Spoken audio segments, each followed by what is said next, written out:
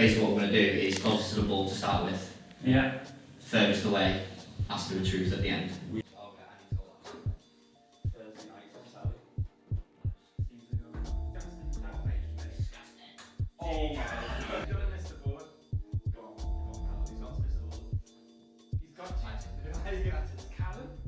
It's the Friday show.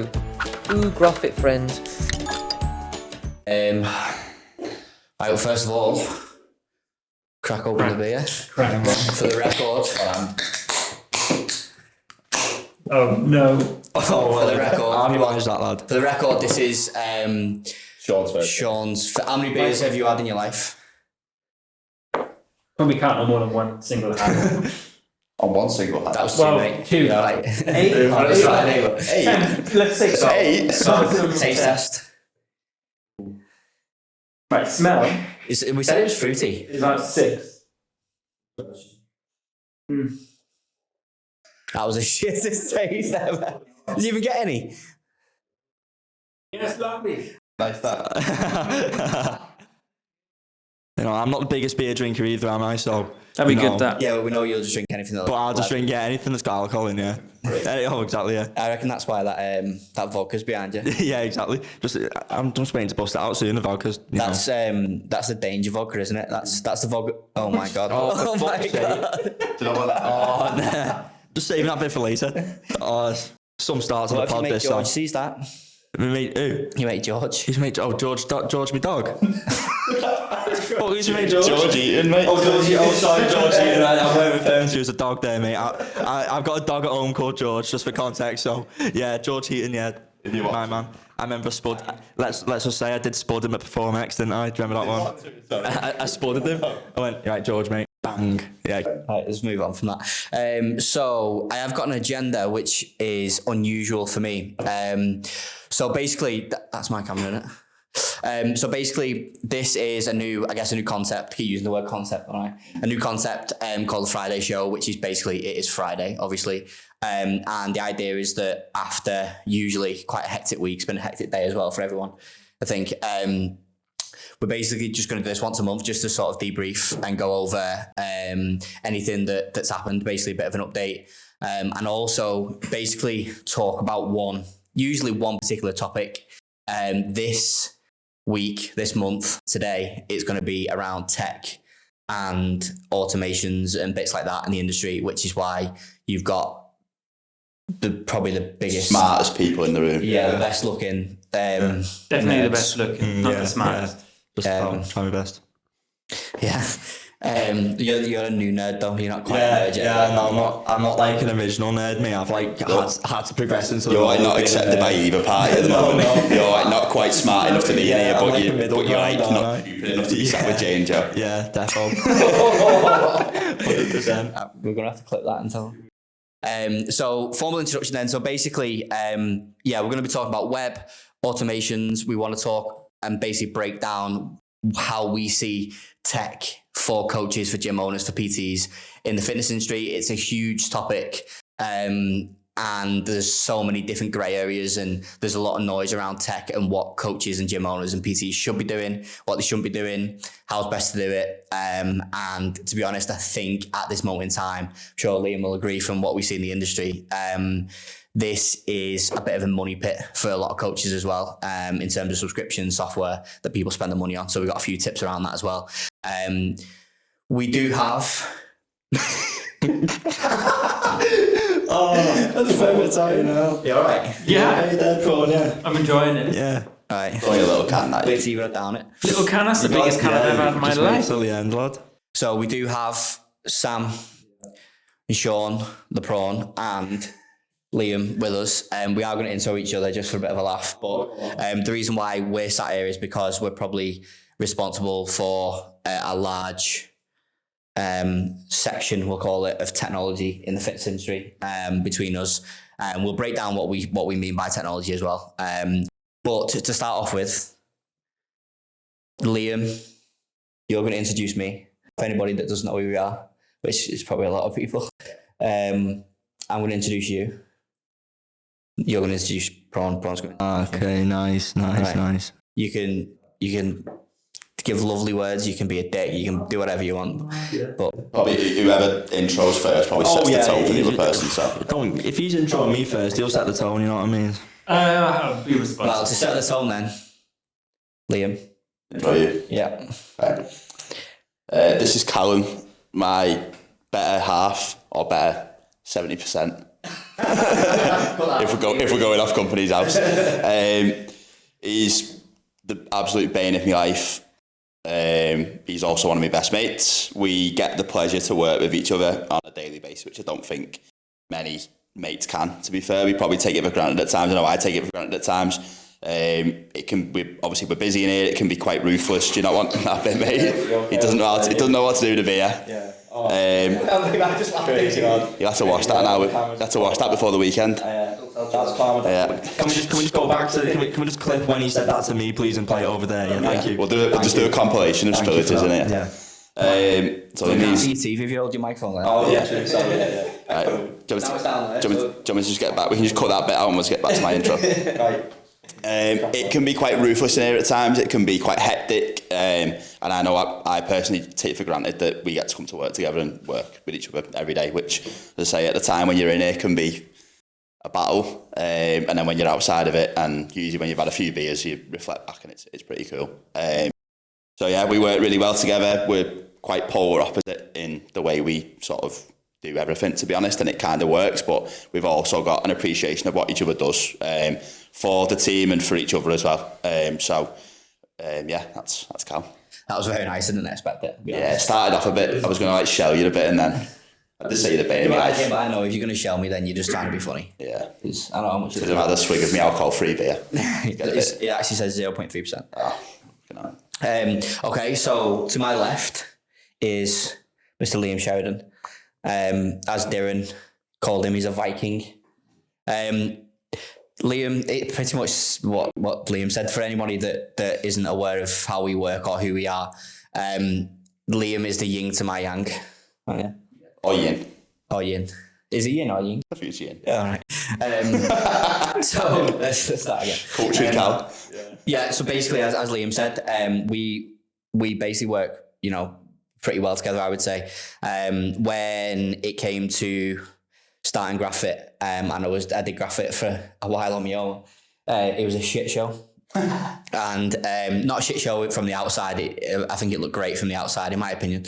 But from an operational standpoint, I'm not an operator. I've never tried to be honest. I am the self-proclaimed creative. And to be honest, I think for a lot of business owners that'll be watching this, whether it's in the fitness industry or not, when your head is full of ideas and inspiration and sometimes nothing and sometimes loads of stuff, it's really hard to operate and run a team and grow a business. And we grew a business and a team pretty quickly. So I quickly realised that I needed somebody that then turned into be Liam to basically be good at everything that I'm not good at. And for me to essentially be good and to bring to the table what Liam wasn't going to bring to the table. And that's essentially where we're at now. I think day to day, he gets on my nerves because I give him ideas, like really cool ideas, and he just shoots them down straight away. I'll let you build your scaffold outside. Oh yeah, we have got scaffolding. But Ben, you can show him the scaffolding, I reckon. We're not sure what it is yet, but he'll turn into something cool, I think. But yeah, that's Liam, and like I said, I have a lot of respect for everything that he does for us and me and the team, and the graft that he puts in. And I think with me and Liam together, we've always sort of walked down the path of leading by example, and I think it makes it easier for me to lead by example when Liam's also leading by example. So that's Mr. Liam Sheridan. Yeah, I'll introduce Sean, the prawn on my left. Scared. Thing with Sean is he's only just started about, what was it, a month ago? Yeah, a month and a bit, a month and a half. But you know what? It's been longer than you think. It has. Scary to be fair. Yeah, for a man who's only been here a month, he settled in quick. Started giving me loads of shit on like my third day. So I mean, I think that just shows how quick he settled. He's a bit of a nerd as well, but he's like me but nerdier, funny, beat I'm me, better looking. better looking, Yeah. beat me at darts. Beat me at darts 3 times, haven't you? Yeah, but obviously you've only been here a month, but you've brought in as like a tech guy, aren't you? Tech whiz, here to solve a lot of problems that me and Cal especially will see on a daily basis. That you know, sometimes when you got so much going on, you need someone there to do them tasks quickly without all the communication between other people. You just want someone there to be assigned to smash it out. And you know, with the web design, etc., with the websites that you're taking on, you've went into it full swing, haven't you? And it's going really well. Best in the business. Yeah, best in the business. Yeah, so you've came on in your role really well. I think to be fair, I will say to you, I'll be nice. That's a And surprise. and you know, you're settling in more every day, aren't you? Like every day is finding more jokes. He's learning the slang as well, isn't he? He's learning the slang. We had to teach him what a madri was this morning, though. Yeah, that Didn't know what a madri was. I didn't know you can have multiple madris. Or is it just a madri? Can you have 2 madris? Well, that just means 2 pints. That's so, 2 pints in it. So you Yeah. can. The best one was trying to teach him what a piss rig was. A piss rig, Yeah. piss rig. Took about 2 days. Quite painful. For anyone that doesn't know what a piss rig is, it's The clothes the rig rig, that yeah. you wear when you go out on the piss. Yeah. So That is a piss rig, to be Exhibit fair. A. Yeah, Exhibit A. Yeah. piss rig. Doesn't wear that every day, I can assure you. It looks very smart. You've got Jay Smith as well, who. He's dressed for like a barbecue today. Yeah, and I mean, he speaks somewhat English, doesn't he? So you know, he's Sean, a guy from Germany, learning from a Scouser. You can imagine how funny it is. Don't speak better English. Yeah, it's like them clips. As much as I hate to bring up Liverpool, but Darwin Núñez trying to learn Scouse. You know them clips. Yeah, it's like, no, I it's get like, that. Boss lad, like that. That's you. That's like you coming Boss in. that lad. Yeah, boss that lad. See, that was good. See, that's you. That's you now. Well, I'd say he's more Jurgen Klopp, really. Yeah, probably. Yeah, but learning from Jay. Boom. Yeah, exactly. Right then. Lovely. What about you, Prom? I don't think my intro is going to be as nice or as long. Yeah, do us a favour. We've done long ones. Make it a bit short. For Sam, Short and sweet, lad. literally, he calls everybody else a nerd, but he is a big nerd himself. Doing all sorts of members area stuff, Yeah. being the focal point between bridges between clients. It's thank you. impressive. Thank I've you, only mate. known you for a month and a bit, but Thank you. you are one of the biggest laughs in the office, Oh, cheers, thank you. especially for Mondays, the dreaded Monday days. Yeah. You turn it into a Friday. Yeah, love that, mate. Love that. Try my best. The biggest ideal of all time. Yeah, that's like great for the lads, and that's like terrible for me and Cal. Yeah. Well, I'm still hooked on the dreaded Mondays. Dreaded Mondays, I didn't know yeah. they existed in Graphfit. Oh well. Yeah, clearly you do. He's only done about 6 Mondays as well. He dreads them already. So moving on then, we've got a couple of different segments I want to get through. A couple of different topics that I know you two will be able to give us a good insight on. But firstly, I just want to start with a bit of a recap, a bit of a debrief of what's been going on over the past. Well, we've never done one of these before, so ever. Yeah. But yeah, I think if you look over the past good few weeks, I think a big highlight for me in the world of Graphfit was probably bringing Sean on. Yeah.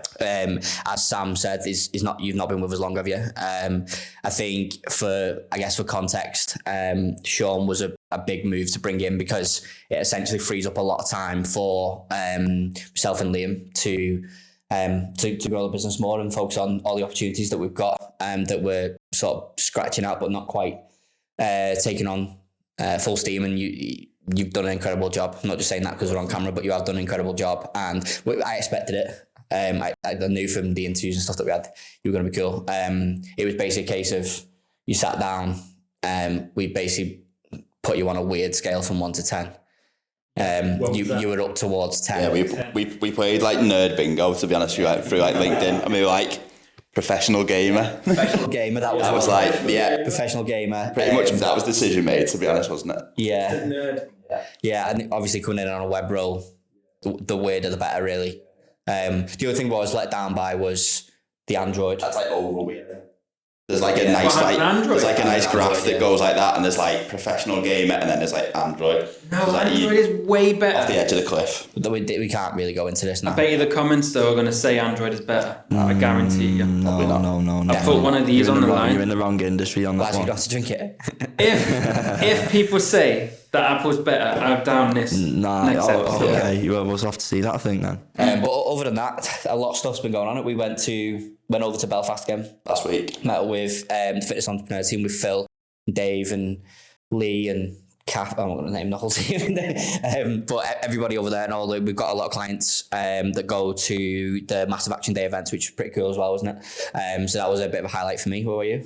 Going back to the Sean thing, I think probably the first time we've hired someone not out of sheer demand, where like we've always like brought someone in obviously to grow the business and stuff. I think this one was kind of the first hire we'd made where it was just to free us up a little bit, which was nice because, as I say, when you're a business owner, it's you hire in, the team grows, you hire, you bring more business in, that's great, but obviously it comes to a point where if you're still stuck in the weeds a little bit, then it can kind of get to a point where you're sort of like, you're probably burying yourself deeper if anything. So it was the first time we've looked and hired to essentially try and relieve us, to help us to move the business forward, which is obviously from a long-term standpoint is cool. So that was a biggie for me. I think just even like being in the office, I know obviously we've been in here now for pushing a year, but just the whole dynamic of how the office has been, particularly since we come back from Christmas, I reckon, particularly over the past sort of couple of months, I think the whole dynamic of the office has just been perfect. More room to just create a nice atmosphere. We dive ourselves out, don't we, now, and sort of have our space, the lads have their space, and it's just for me it's just a good place to work at the moment, and it's a pleasure to come into each day. As I say, I know it can be ruthless at times and it's always busy, but it's just a nice place to come into as far as I'm concerned. We've had a lot of clients in as well, haven't we? Yeah, we have this year, obviously we are not sure when this goes out. I'm not sure how many episodes we'll have. Probably maybe 2 or 3 podcast episodes will be out. We've got one out, which is Darren at the minute. But recording a lot of podcasts, having a lot of clients in for different brainstorming sessions, obviously filming the podcast as well. It's been quite cool, hasn't it? I think that adds to the office dynamic as well, having days with clients. And we'll go into that with you a little bit in a minute, Sam, because I think that probably benefits you a lot, meeting the clients face to face and stuff. So that was cool. Obviously launching the podcast, we had Darren in. If Jack watches this video, whoever edits this, if you can put a clip in of Darren's podcast. If you're boring, you like Minecraft, and you like playing video games, just be that guy on camera and it will bang so much more. Shameless plug. That was really cool. We spent a couple of days and we've had Cheevers, we've had Joe Dunwell, we've had Low, Juggy, everyone. Yeah, Lewis has been in, we got Laura in soon as well. Leah, Juggy Sidhu. Mark and Jess. So it's been, I think that's been pretty cool. I think that just adds on to probably fueled a little bit of what you just said there with the office dynamic. Cool as well, because obviously the nature of the industry as well, it's very isolated, isn't it? Especially since COVID, obviously everyone's online coaches, they base themselves off, you'll know from when you were working freelance, it can kind of become a bit of an isolated thing where you are essentially on your own. So when people come in, they're kind of blown away by the way we operate. It's quite unique, and obviously it has its not drawbacks as such, but liabilities. Obviously it's expensive to run an office, to have a team in the office and stuff like that, but I think when people come in and they see the sort of the dynamic in here and the atmosphere and just the relationships you can build and stuff, I think people come in, they're quite blown away by the space. I think it's because usually when we meet a lot of clients, it's usually at events when we're usually half cut. We usually have about 5 pints by the time we meet people, and then I think they spend a night out with us and think, These boys are a good laugh. Pretty cool, yeah. And then it probably sets a tone of they probably don't know much about the business that we have and stuff. And then they come and you meet all you boys, and well, I shouldn't say boys because we've got Kelsey will be floating around and Fiona will be floating around. But I need to stop doing that. I always say boys, but it should be teams, shouldn't it? And then they come into the office and they're like, oh, they actually run a business. Oh, they do things. What about you two boys? Highlights, obviously a bit different for you because you started, but what about you, Sam? I'd say highlight for me, past month, 2 months, as you said, just the culture of the office taking shape, to be honest. It's all good having a space, but it's about who's in the space, you know what I mean? And I feel like recently, definitely the past month or two, I'll give it to Callum. I think the implementation... Don't say the scaffold. The scaffold. I think the scaffolding last week has actually improved team morale. Scaffold's it's been up for about 3 days. We've been doing pull-ups every day. People have been swinging off it. People are swinging off and doing pull-ups. If we've got a clip, if we've got a clip, we'll insert a clip of 100%. Somebody doing... hanging off it. Hanging, 100 seconds. Me and him both done 100-second hang on there. And we also had Betsy. Betsy and Dougie were in. So they were important. Our Betsy and our Dougie. See, if you go back to the intro of me and you, this is where it works, right? Because it just looks like scaffolding in the office.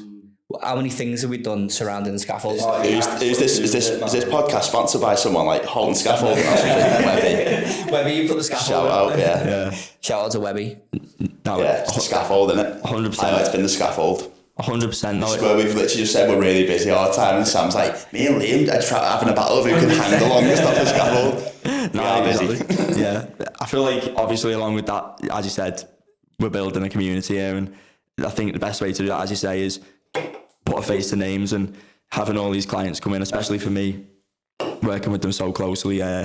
You know, you can talk to them over Trello, you can build a bit of a relationship, but it's not the same as when you see them. Yeah. And especially when you see them, like, that second time after meeting them the first time, you see them, there's a bit of an energy there, isn't there? Because you're like... You understand each other. And you'll learn how to give proper handshakes. Yeah, exactly, yeah, you do. Yeah, well, the first time I met Lewis Neal, I went for the spud and he went for the... We'll have to put a clip in, won't we? Right, Ben, we're putting that clip in as well. Hello, darkness, my old friend. I've come to talk with you again. When There's like 6 attempts to give a handshake. And missed the handshake about 3 Yeah, it was bad. But I will say though, I'm going to take a bit of a W out of this situation on my side, especially as well.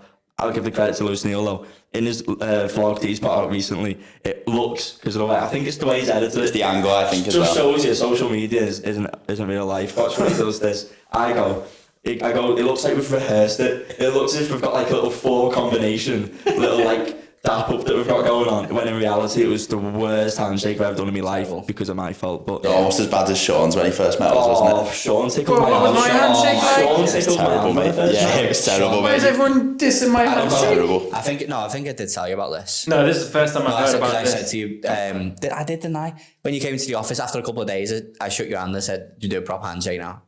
Because your handshake was weak. Oh yeah, you said it's like, yeah. a bit Your hand, weak. shook your hand. Like, grab me fingers. It's still a bit weak. It was like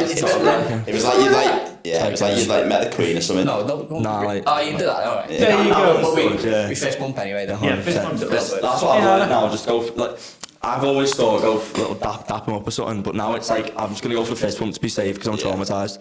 So, but yeah, meeting all the new clients has been honestly like the best thing that I think we've done as a group, especially past 2 months, and it's definitely something that we're all looking to do so like much more often. Yeah, but, like it builds like. It's not even just relationship though. It's just it makes you happy as well. It's fulfillment, fulfillment, isn't it? I think. Yeah, it's fulfillment. It makes you feel good as well. It's not just about like trying to build a strong relationship for business purposes. It's about just as people, you want to see them, and you can then when you're doing tasks, I'll understand where someone's coming from more because I've met them in real life. Yeah. I'll understand the approach that they want to take with a task. I'll understand what they mean by what they want, and especially it will lead me to give them better advice. Especially so it helps everyone. And yeah, obviously the more we do that, the more it'll just continue. I think it just has that emotional connection, doesn't it? Because I think obviously people always say about like text messages, don't they? Like if you got something to say, that you should always like speak to someone in person or whatever, because things in text come over a little bit different. And I think when you work at like the intensity that we do with a lot of coaches, obviously the fitness industry is pretty intense, which means that the majority of the projects that we work on always have tight deadlines. They're always a lot more advanced than you would initially think of the type of tasks that we look after and stuff. So when, emotions are high, it's good to have that connection with the client, like you just said, where essentially you have a bit of leverage on both sides, don't you? Yeah, it can become transactional as well. If you don't have that connection with them, it can just become a thing where they request something, you do it for them, you give it to them, and you kind of, like comes like conveyor belty, and it's just really boring, and like you don't build them relationships, and then like there's always tough times. There's always times where you'll want stuff with the client that they've not done for you, and there'll be times where like people slip up, like we'll slip up or whatever. And I think building that relationship just helps to, one, it makes you probably less likely to do it because you've got like a vested interest in that person, like an emotional interest in them.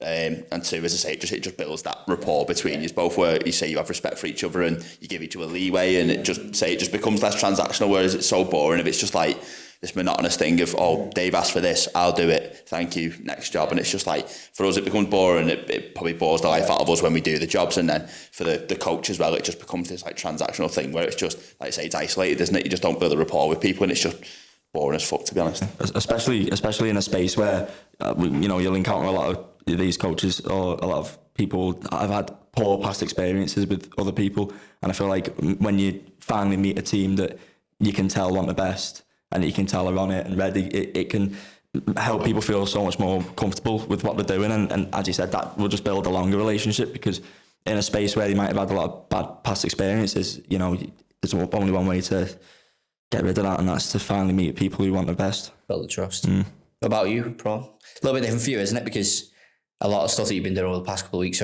it's all new anyway, isn't it? It's the first time you've done it, but I think your background's obviously a little bit different because you come from being freelance, and obviously we know from behind the scenes your reasons why you wanted to come back into, I guess, an office or full-time employment. But give us a bit of a rundown. What's it been like for you, starting out in an environment that, let's be honest, isn't. I've loved it.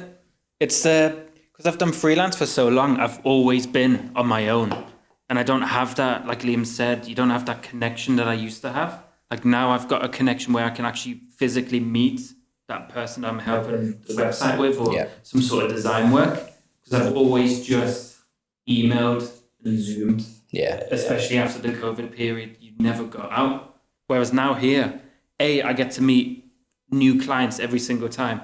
All the same obviously all fitness related, but so many clients are completely different to each other, which I never expected. Like when you said you focus on fitness people, I thought they're all going to be exactly the same, minus the branding change. But they're all completely different, and I love it. There's so many segments in the fitness industry now, isn't there? And that's probably what you're coming to realise now. Like when you 100%. talk about a coach, there's a million different types of coaches. And my favourite word, it would take me 5 minutes. Yeah, take me 5 minutes. When it doesn't. Yeah, so you're doing 5 million things that take you 5 minutes. Yeah. And then, but yeah, no, it's cool. It's cool to get an insight. I think what I want to move on to now is just, I guess, talking about the industry a little bit more, especially for me and Liam. And obviously you guys can have an input on it as well. I think with technology, obviously we want to focus around technology because it's such a hot topic at the minute.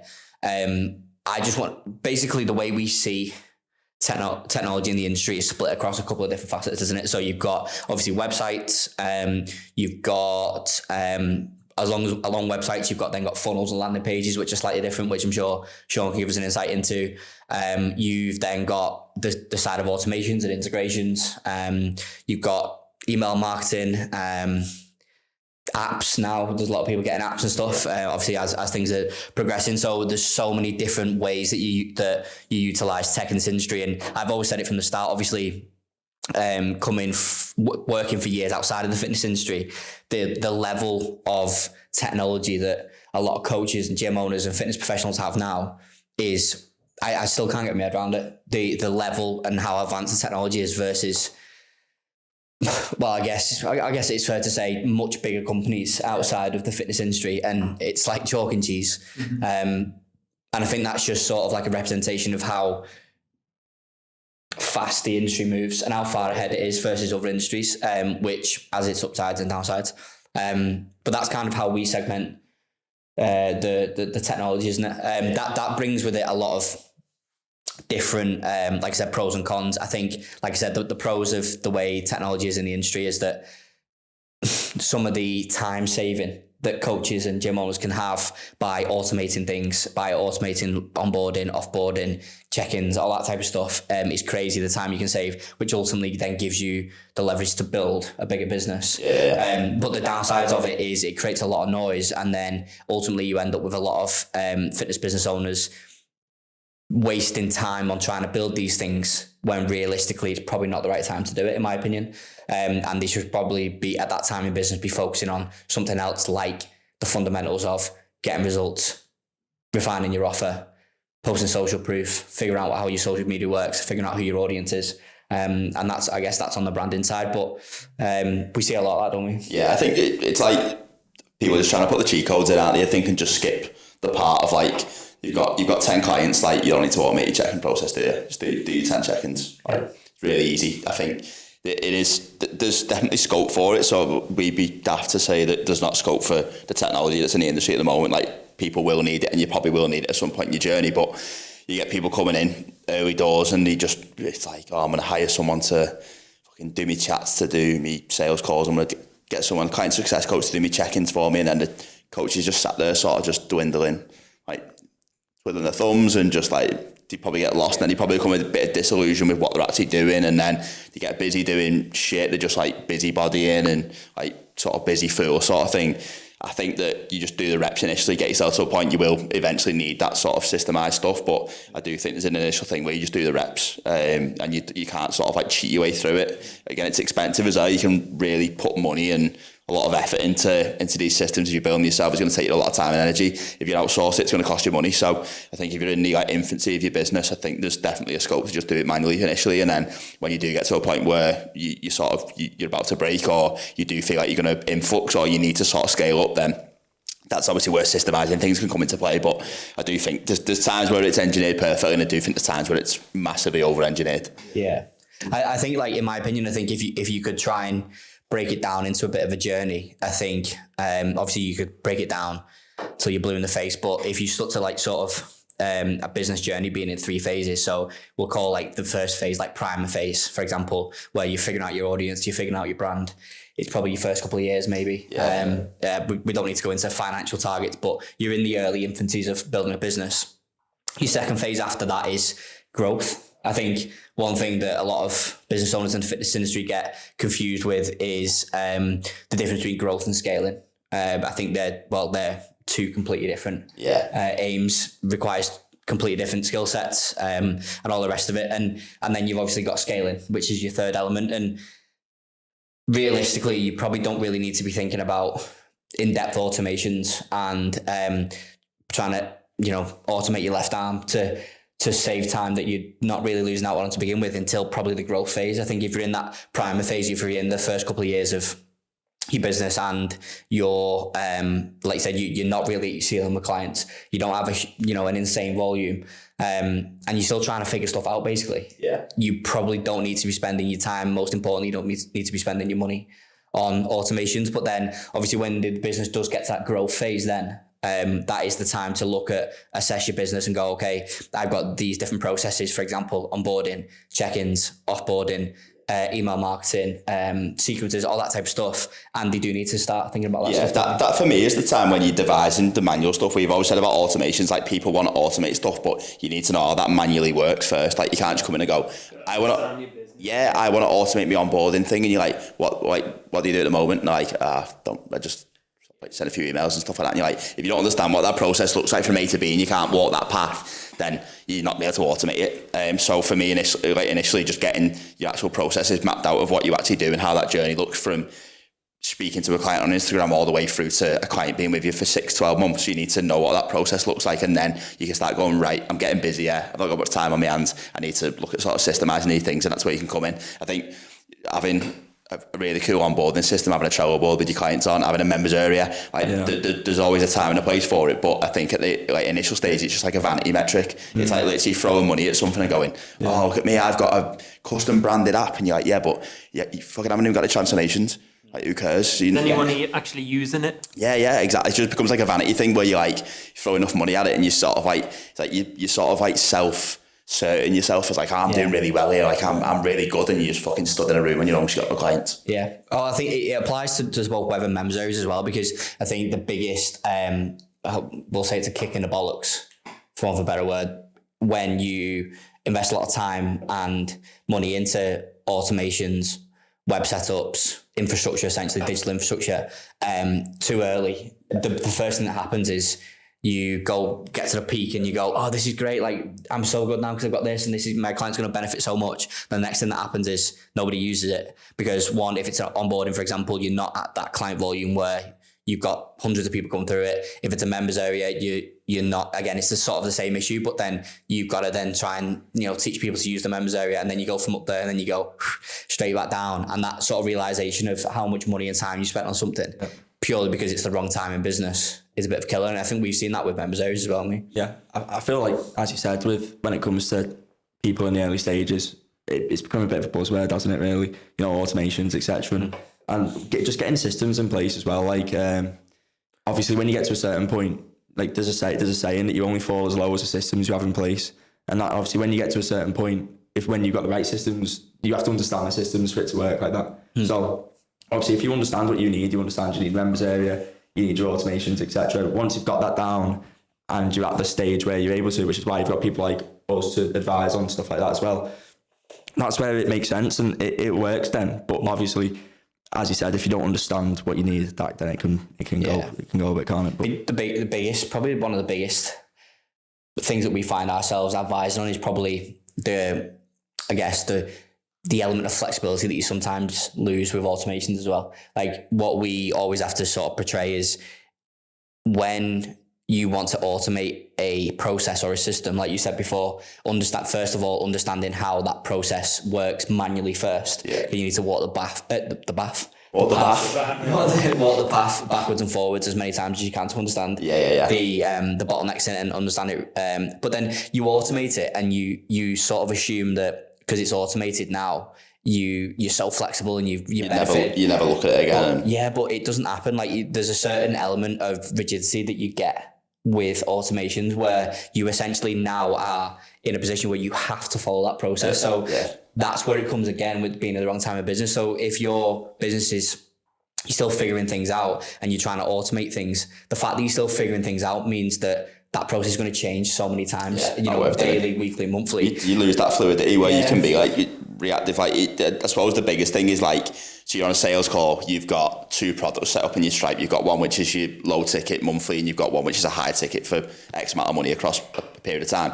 And then someone's on a call and they're like, I can't afford that one, but I want to do the high ticket, but I can't really afford it. Is there anything you can do on cost and stuff? And you're like, I'll just, and you're in Stripe and you configure this new product and you're like, it's a bit discounted. Because people, for some reason, just don't use coupon codes. They make a new product in Stripe and they call it fucking Callum split pay offer. It's like bizarre. You end up with 200 products in Stripe, but that's another episode. And then all of a sudden you put that and you're like, you should have a welcome email through now. And they're like, no, I've not had anything yet. And you're like, oh shit, it's because my automation's configured to only go off these 2 products. Yeah. And you lose that fluidity, which again is like, there's ways around that and stuff, but the rigidity that you get with the automations is great because you can kind of just go, it's going to tick along well. I don't need to send an email. I don't need to send trainerized login details. It's all going to do it for me. But again, if something veers off, you've kind of got to look at that system and go, you've got to cover every eventuality. So if something along that line doesn't do exactly what that says, what happens? Does it just stop? Does it break or whatever? And as I say, you do lose that fluidity where that can be great. At scale is probably pretty good, but in the initial stages, like you say, it's probably something that isn't fully. That's where the reps come in, isn't it? Yeah. That's where the reps come in, and by reps, it's basically understanding. It's doing it that many times in that many different scenarios that you understand exactly the refined version of how that process should be, like onboarding, for example. And then you go, okay, I've rinsed and repeated this process with so many different types of clients, so many different locations, so many different types of outcomes. And this is the way that needs to be automated. And then that's where the meltdowns come as well, because we'll get it with clients now where we've set systems up for them. We're like, this is the exact path you've got to follow. So it will only trigger off these Stripe payments. It'll only trigger off this form in job form, type form, wherever. And then all of a sudden they're like, hey, such and such has checked in and they've not had like a thing saying they've submitted. What's going on? And they're like, oh, I changed my check-in form. And you're like, well, the issue isn't that they've changed the check-in form, it's that they don't understand the process enough that they don't understand that that's now not working. So like, by all means, you can change stuff and it's not one of them things where it's automated, you can't touch it ever again. Yeah. But you need to understand that if you don't understand that process and you simply go to someone like us and go, I want to automate all this, that's great. But if you actually don't understand the process from point A to point B, then there's going to be a point where you're either not paying us anymore and you don't understand it, or you've not taken the time to actually understand that process. You've not done enough reps of it where you essentially don't really know what's going on. Yeah. And then when there is a problem, you're like, shit, and you don't know what to do. And that's when you panic firing emails out on a Sunday night because someone's not been onboarded properly, or you've got to go and trainerize and add them and stuff. And that's where you start shitting the bed when realistically you just need to understand the process and go, I know how to get around this. But I think that with tech as a whole, so split, like I said earlier, splitting tech into automations, things like members areas, things like websites and systems and CRMs and stuff, I think it's the common theme throughout all of them. You can pretty much say that to make sure that you get your best return on tech, it is to first understand that you're at the right point of business to need it, then understand what you need, and then your return is obviously going to be significantly more successful. But I think we see that with members areas as well, like we were on about before, weren't we? Like the mistakes that people make with members areas, because obviously again, going back to basically trying to implement things into your business that you don't really need yet. The amount of times we've, honestly, and our members areas aren't cheap. We're probably not the most expensive, but we're definitely not the cheapest. We're probably around about in the middle, and for good reason, because the members areas we build aren't just standard members areas, but which is great at the start when a coach is really excited about this new members area that we're going to build for them, and it's going to have all these different features, and it's going to help them with community and environment and culture and all these things. And then you build it, and it's the best thing since sliced bread for them. And then you try and implement it into your community, and all of a sudden people aren't using it the way you thought they would. And more often than not, it comes down to that it's probably just not the right time, or it could come down to the way it's positioned, obviously, to your community and stuff. But how many times has that happened to us? So many times. I feel like obviously it's about having, as you said, with members areas, about having an understanding of where you're at the time. I feel like a lot of the time you can look at it as where it's going to be. So, for example, we'll use content as an example. Something you'll notice about content is you can't fake something out of thin air. Like, if you don't have that there, if you don't have the education there at that point in your coaching journey, which isn't an issue, everyone's at different points, but you can't fake it. So, like, you'll notice people might start a members area, give a load of content at the start, maybe too much in the sense of they don't have set pillars. Education. It's all over the place. It can be like, overwhelming for the clients. You'll notice though, like, eventually something has to give. You've put it all into the start when you've started up. You've got about 7 different pillars of content with about 25 sessions, and it's like, eventually, what are you going to do with that? Best idea, as we spoke about before, is to know where you're at and just be realistic. So refine it. 3 pillars of content, so a few sessions inside that which give the clients what they need, and then you can add to it from there as you keep growing in your coaching journey. So obviously that's just content as one side of it, which I mean I notice it firsthand as the one who adds the content, and you can kind of see it. You can see before. Like, and a good example is probably Nick, isn't it? So yeah, Nick was going live with the members area, and we probably expected more content, really. No, but realistically, what he's done is really understood his audience over probably the last 6 months. He's rebranded. Obviously, Joe's. We'll try and put something in of it. His brand is because it's pretty cool. So this feeling inside all day, a song in my head. It makes me sing like that. good, isn't it? Yeah. And the brand has been refined over time because he understands who the audience is. Mm-hmm. He's then moved on to a members area, and this is a guy that's been in the industry a long time as well. He's not, been around for 2 years. Not his first rodeo, is it? Yeah. He's not. I'm not saying he's old, but he understands who he's talking to and who his audience is. He's built his brand. He's then moved on to his members area, and then we've now soft launched his members area into his community, and it probably has. I don't know the exact number. You'll know better than me because you added it, but I would say 20 pieces of content. Yeah. 25 pieces of content. By content, we mean there's one PDF in there. Yeah. Which, by the way, PDFs and members areas are shite. No one uses them. Shit.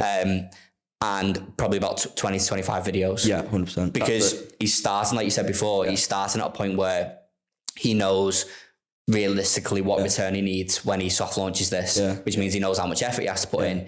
He knows how much content his audience is going to consume, and then he's going to build on it from there. Exactly. I feel like sometimes as well, it's a mistake that can easily be fallen into.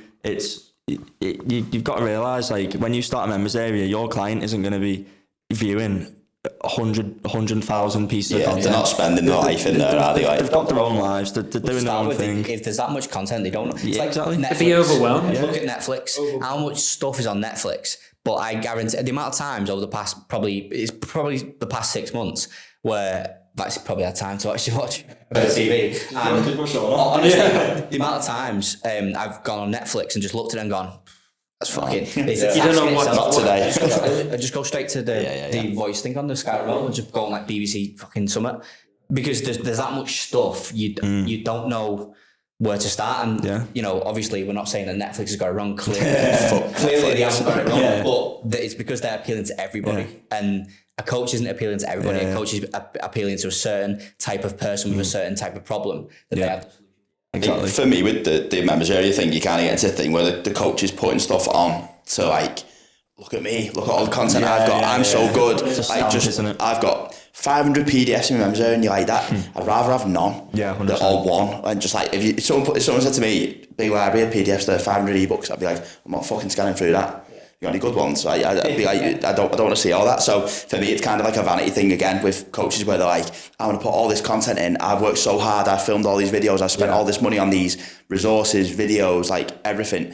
And you're like, it's so overwhelming for the client. So the members area is for the client. It's not for the coach. Exactly. But I think there's this thing now where coaches want this all singing, all dancing members area. They want all these buttons in. They want all this stuff. Onboarding takes people 10 hours. And you're like, realistically, if that's me, like, I'm not going to do that. If I go on and it's like in, out, just you're done. For me, that's like you want to make it as user friendly as possible. You want the people to get in and out as efficiently as possible. If they know that they can go in there, if they've got a question or they need something, they know it's there. But it's not like in your face. Here's all this content, enjoy sort of thing. It's very like, look at me, like I'm so good. I think a good service provider, somebody that is going to build these members areas for you and do the tech for you, should assess your situation today. Yeah, should advise on it. Yeah. The amount of times we've been on calls and had meetings with people who have the funds and are willing to spend the money on whatever system and infrastructure it needs to be, and we sit there and go, you know what, you really don't actually need this. Yeah. I think that's the responsibility as us for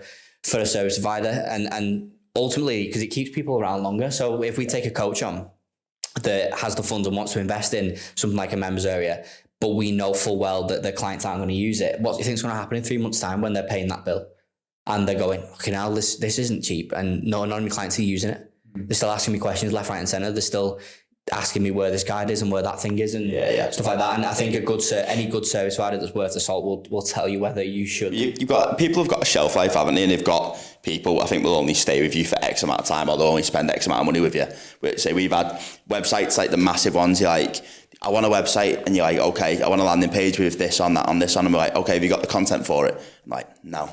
I'm like, come back when you've got content. Like, realistically, if you say people, there'll be people out there they'll take your cash. That is what it is. Like, it's pretty cutthroat. But like your worst briefs for websites will be like someone's hey, I want a website, and then like, right, okay, do you know what you want the domain to be? Have you got any transformations? Have you got a hero section? Have you got any professional shot images? Have you got like what services do you use? Have you got an inquiry form? Have you got an email marketing system to push people through? No, none of that. And you're like, you don't want a website, do you? You want a website, you think you want a website, but you actually haven't got anything in place to be able to facilitate that at all. And that's absolutely fine. There's people who don't need a website. You don't need to have a website. But if you're genuinely looking to get something like that, same with the members areas, if you've not got the content in play already, then that's just a no-go. Just like, I call it like calling the bluff. Like if someone comes to you with a job and like, I want this doing, you're like, yeah, I'll need X, Y, Z from you. And they'll be like, oh shit, I just wanted the website, to be honest. Like we haven't just got a website that's sat on the shelf that we can just go,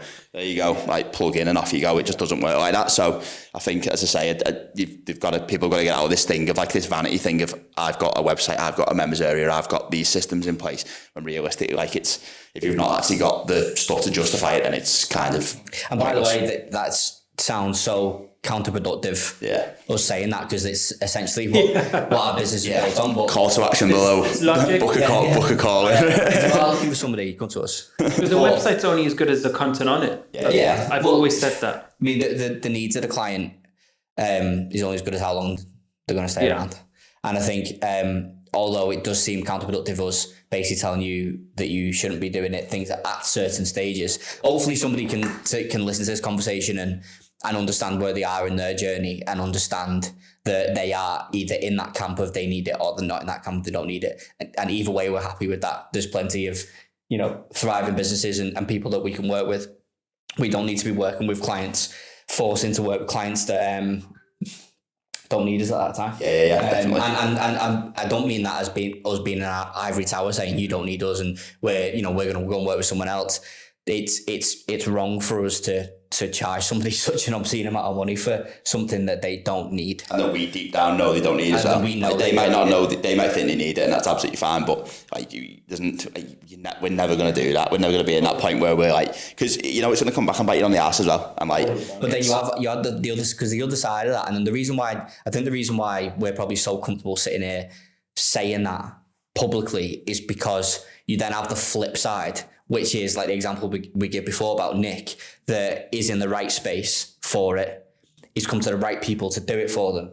And the end result is that he's going to absolutely be flying with it. The satisfaction that everybody gets from that is worth us being honest with clients and saying, you probably don't need this right now because, you know, like I said, 2-3 months down the line, it's going to be a conversation that you don't want to have. It makes the projects so much more enjoyable too. Yeah. You know that the person is fully appreciating what you're doing and he understands what you're working on. It's not just, I need this, but why do you want it? And he can't give you an answer, where these guys really do. I think it fits in with just standard websites as well. Just for anyone listening as well, we do separate, a lot of other service providers don't, but we do separate. Lucy's ringing me. Your tea's on. Shout out to Lucy. What time is it? Tea's gone cold. Oh yeah, she might have got it on by now. Tea's gone cold, wondering why. If you're watching it, I'm not ignoring you, I'm filming. He's ignoring you. Do you reckon she'll stop? I hope so. Yeah, hopefully. If not, I'll answer it. We'll answer it live. Yeah, answer it live. There you go, Scott. I'll bring it back in a minute. I think that the same applies to websites as well. Like I said, I think, well, I don't know what I'm thinking because I've lost my train of thought. Separating websites out and... We, as a service provider in the industry, we do things a little bit different where we do separate members areas and websites. We don't talk about them in the same segment of services because they're for very different reasons and they're very different projects. But websites, so talking about websites in general, we'll call it a brochure site, something that people are going to come to find out about your mission. That is a website. That's something where they're going to go. They're going to find out about you, your personal mission, your brand mission, maybe see a lot of results. A members area is something that is completely for paying clients. It's a completely different project. So that's how we separate it, if anyone's wondering. But it's the same with websites, isn't it? You get to a point, there's a lot of confusion in the industry actually about websites because it's sort of split. A lot of people think and assume that you don't need a website because we're in such a social media sphere with everything's Instagram and TikTok and everything, which means that you don't need a website. But actually, I think it's the other way around. And people should have websites, but again, it comes down to timing, doesn't it? It is, because a website for you is a storefront. It's a constant free marketing tool if you think of it. Like, of course, there's an outlay at the initial that you're paying for it, but that storefront will always be there. Yeah. And like, you're front center of everybody's eyes when you've got that site up and running. And again, like I mentioned, a site's only as good as your content and your branding. But once you've got a site up and running, you'll be laughing. Yeah. You'll be better than most people who don't have a website that are relying just on the social media. What do you think? Because we need to wrap up in a sec because we're sort of getting to the end now. But what all day? You just want to go home because it's past half five. That's what it is. War and peace all the time, innit? But I'm up for it, you know what I mean? Just to sort of cap it off, what would you say if a coach is looking for a website now and they've realised that actually they do need a website and maybe they're looking at different providers and stuff, what would you say needs to be a part of that project? What do you think a lot of coaches or business owners in general miss out on when they're either building a new site or starting a site for the first time? One of the main ones for me is how strong your brand is, what your brand looks like, and understanding not only your clientele, but also having competitors that based off what you're doing. There's a lot of people that say, I just want a website, but they have no idea on how they want it to look. They have a terrible brand. So that's why it's so important to get your brand right first. Because once you've got a good brand, your site will fall into place. It's a big difference, doesn't it? Oh, huge difference. Yeah. But then and obviously once you're on the site then, I think there's probably some key elements that a lot of sites miss. And it is again, coming back to like fitness industry specific. I think us, when we're in our bubble in the fitness industry, we for some reason we automatically treat ourselves differently and assume that if a joiner needs a certain type of website, then because we're in the fitness industry we don't need the same as them, when obviously we don't need the same as them, but there's a lot of similarities that you would assume don't need to be carried across. But there's some simple things that people sort of overlook all the time, don't they? Because they're almost overcomplicating it from the start, which means they leapfrog a few simple parts that are actually going to get that website traction to avoid you getting to the end and going, oh, it wasn't worth getting a site, when actually it is. Because it's very visual. In terms of the fitness industry, it's very visual. Yeah. You've got to show proof of what you've done. You've got to get it right. And like your website is, again, it's your face of your whole entire brand. I think as well now, with it being like obviously years ago, your website, like if it looked cool on desktop, that's where people were generally consuming it. But because now people are consuming it via mobile, you've kind of got a short window to be able to attract and keep people on the page. So say you get people now, and if it doesn't look good within probably a scroll, Couple of seconds. you've probably lost the window. So like you say, the brand's massive, and I think just using that initial size of the phone, and you need to just capture as much attention as possible within that, which I think years ago was probably a lot easier because people consume it on desktop, so you've got enough real estate to be able to actually keep people on the page. Whereas now, you'll know that when you get into like doing things for responsive mode and getting things down for mobile and getting it nailed, it's a lot of a bigger battle. And I think, like you said, if the brand's not established and it's not eye catching, it doesn't look good, you're kind of fighting a losing battle. I think straight away you've got to do something really good to try and keep them there. I think. Yeah, definitely. I think that'll do us. So I think you could probably go on. Oh yeah. Especially about websites. Still Oh god, websites can never stop. You could go on forever, but I think that's a lot of tech talk for now, isn't it? Well, this is the most important part. We just need Sean's truth, don't we? Sean. We've got two important parts. I was just going to ask you a question about like. You've got to drink that as well. Okay. All right. So it's a bit of a truth. It's a bit of an exposure experiment, we'll call it. Yeah. Go on, hit him.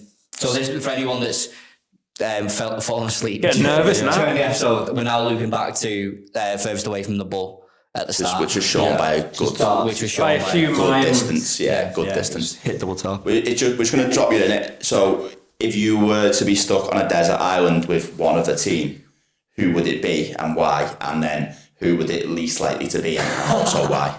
I can predict this. Anyone in the team. Most likely Nala, because she's quiet. She'd kill you after about 6 hours. Because I'm quite lazy, so she can do the fishing for me to get the fish, and she can hunt for the food. she'll hunt for You be the food. Least. Don't want him to hear that. Probably Jay. You know. Yeah, Good. Oh yeah, he's gone way. He's gone way. I just don't understand the word he says. So I think he'll just drive me crazy. Yeah. All right. I think that'll do us, right? We've also got the team. Got Mine's already empty. Have you tipped it on the floor? Mine's already. Man's down. Oh, he's struggling. The boy's struggling over there. Come on, how much got left there? No, he's a fraud. He's not even started. Go on, fraud. Hey, I'm empty. Empty. Cheers, lads. Cheers, boys.